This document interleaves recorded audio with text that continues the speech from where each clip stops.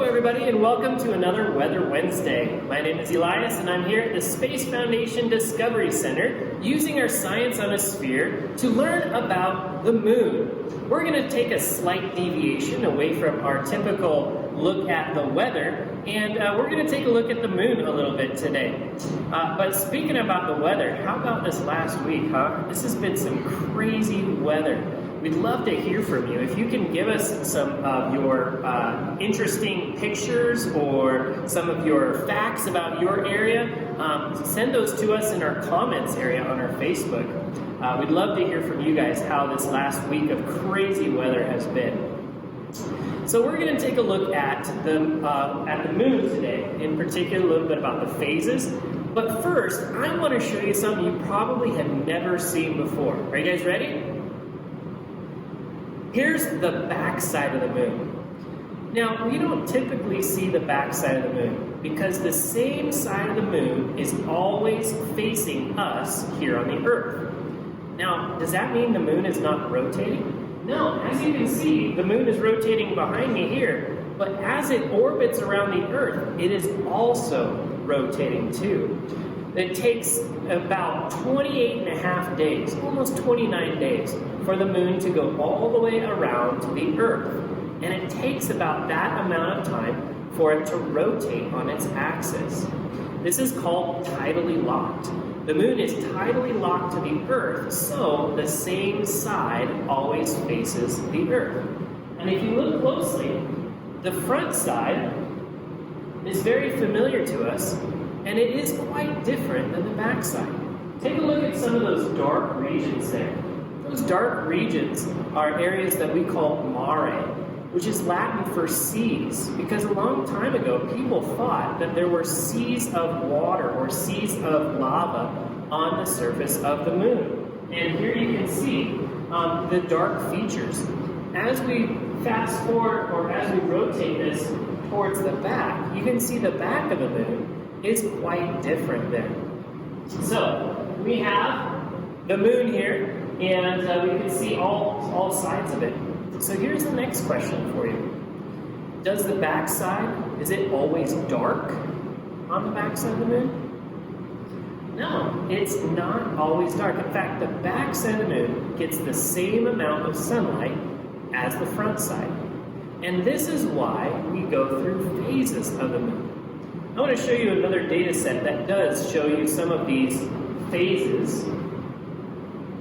And here we have the moon, a full moon, right? That's when the whole sun is basically behind us, shining on the moon and reflecting off of the moon and giving us a full moon. Now, if we go and we start to see a little bit of brightness on the backside. Well, let me back up a minute.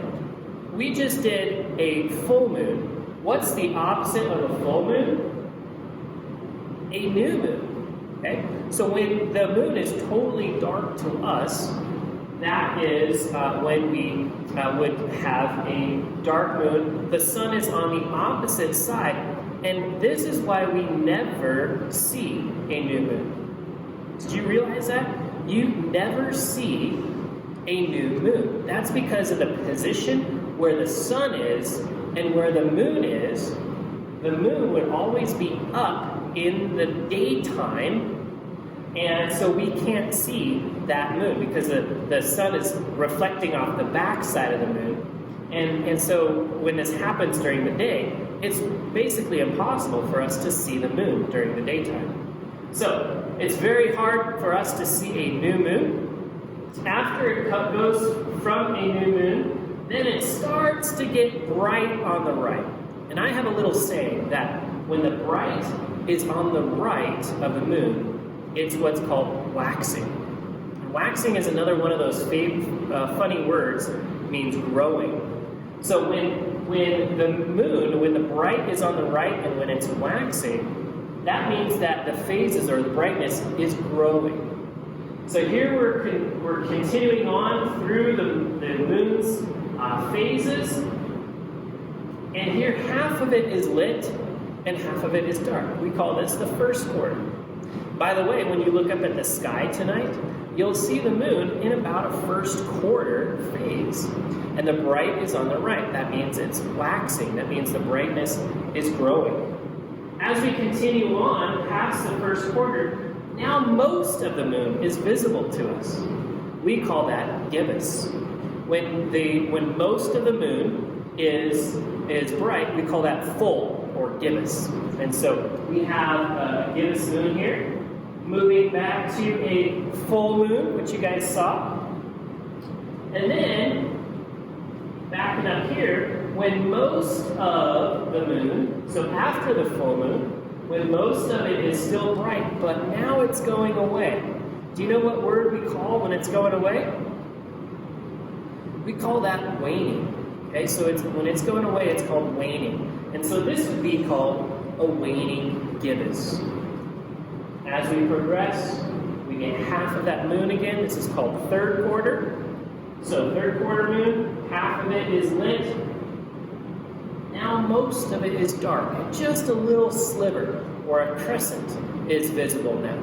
And again, it's going away. So this would be called a waning crescent.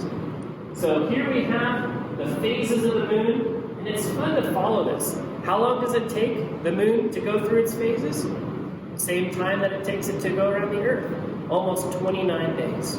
So there we go. There are your phases of the moon. And let me bring back what it's going to look like tonight. So just about there. That's what it's going to look like tonight. I look forward to having you guys contact us on Facebook, Instagram, Twitter. Please share us with the people in your friends, your family. We look forward to hearing from you guys. Also, if you want to give us suggestions on what you want to see on Science on a Spirit, we look forward to hearing from you.